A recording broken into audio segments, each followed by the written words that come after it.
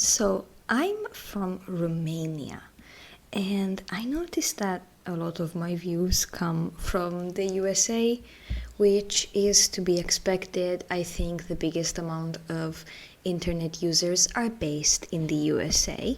However, there are so many cultural differences between me and my audience of a whole, 30 subscribers. And I thought it would be a fun idea to make a video where I talk about some things that my Balkan, Romanian, millennial parents are incredibly afraid of or were incredibly afraid of while I was growing up with them. I guess we have three categories on our hands. So the first one is medicine. The second one is hygiene and lifestyle, and the third one is spirituality and superstition. So we are starting off strong. The first thing that my parents were very afraid of, and I feel like they are becoming more afraid of this as time goes by, and they are being misinformed, is vaccines, of course. I actually did a video where I was talking about weird things that I hear as an autistic person, and especially somebody who comes from a culture like this, where autism's not really something that we talk about or really accept that it's there. And I bring up the fact that I get a lot of things from anti-vaxxers. I get a lot of anti-vaxxers saying that vaccines made me autistic, and my mother is one of those people.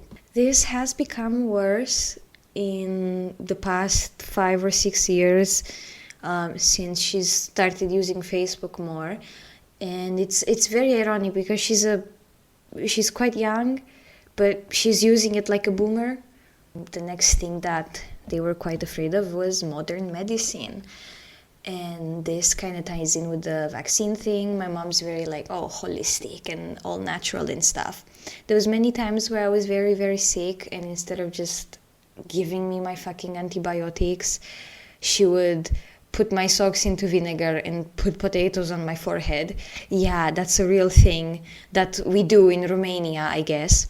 And just kind of hope that it does its job at, killing bacteria and killing viruses and whatnot. Next up, we have the lifestyle category. So the first thing that they were incredibly afraid of, and they still are, is me wearing a headset. Or just a pair of headphones that's over the ear. So they have this, my dad has this idea that if you wear a headset or headphones that are over the ear, you're going to lose your hearing. And I know that listening to music at high volumes with headphones can impact your hearing.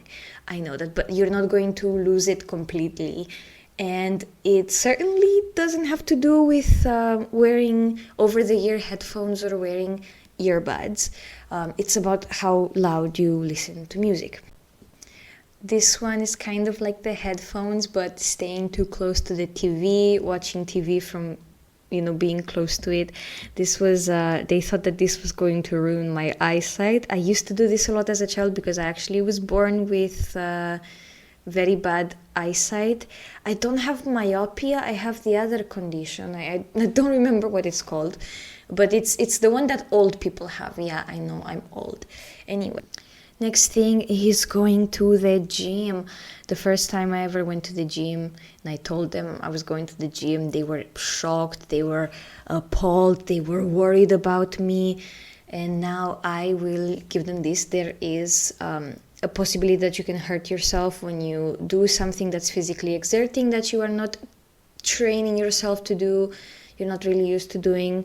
Of course, at your first time at the gym, you're not going to go to the bench press and put 200 kilos on it and try to lift it or something like that.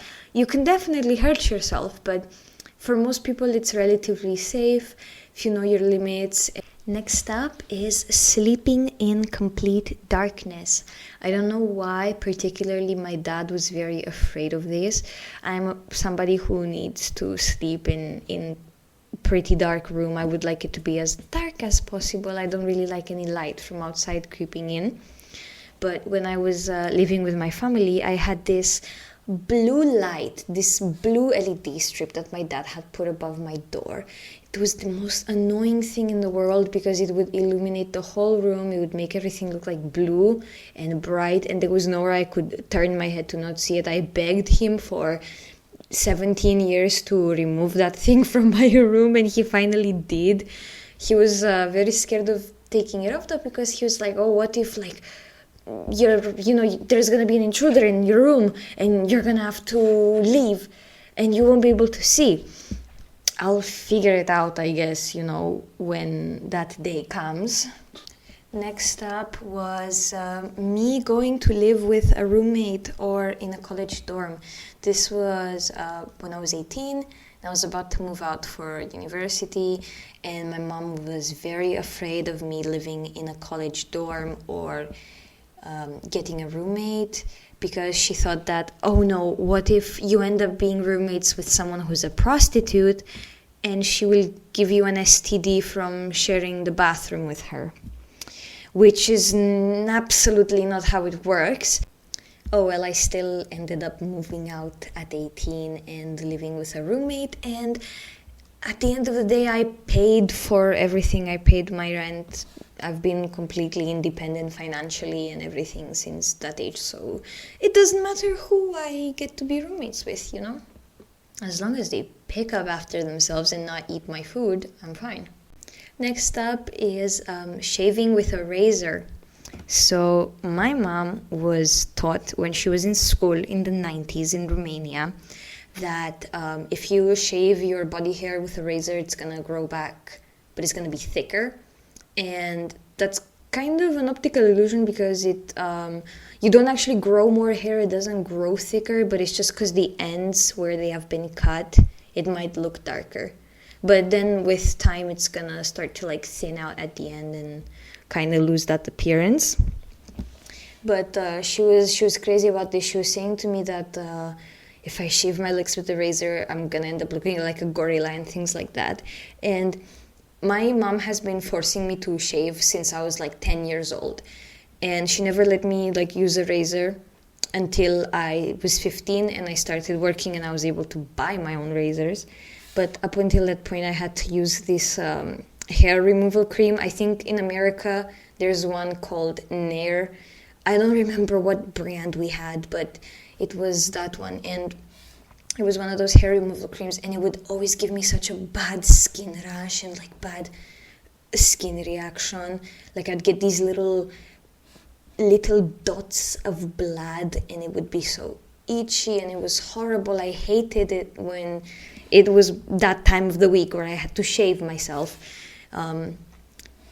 And I hated that. I hated that hair removal cream so much, and I told her so many times that I didn't want to use it because it's irritating my skin, and she never listened to me, so yeah. Next up is tampons and gynecology exams. My mom was terrified of this growing up. She did not take me to a gynecologist until I was 16. It was the first time I went, and I have PCOS, and my periods were incredibly bad since I was 12 and they started, and they were awful. They were horrible to deal with.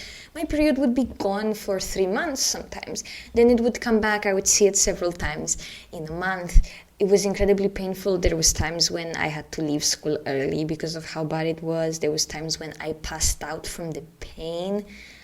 There would be days when I would be bleeding so much, and she didn't take this seriously until it got to the point where it was actually affecting my life and it was unbearable.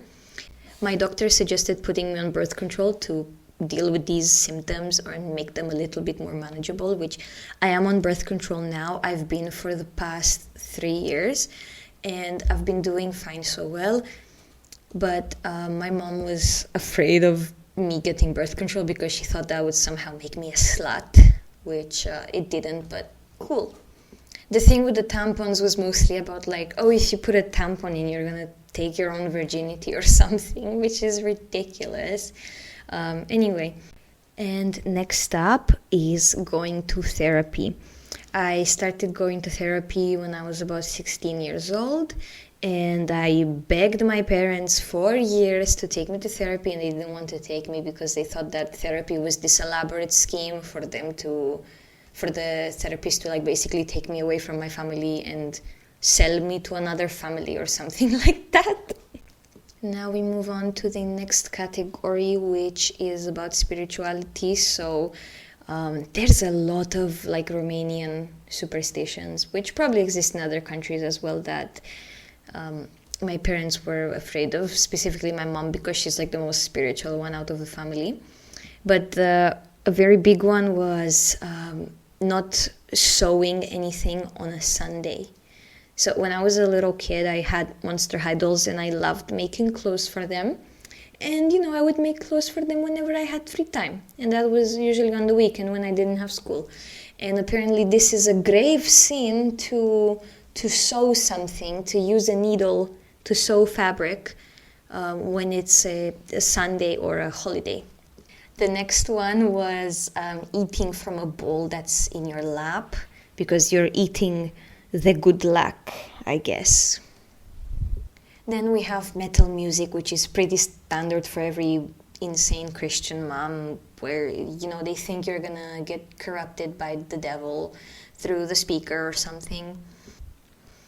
And now, as a bonus one, that we are at the end of the video, this one, I have no idea what category to put this in, but I've debunked this one with my boyfriend recently. It's embarrassing that I was 22 years old by the time I found out about this, but my parents had me believing for the longest time that if I left the water boiler on for too long, it was going to explode.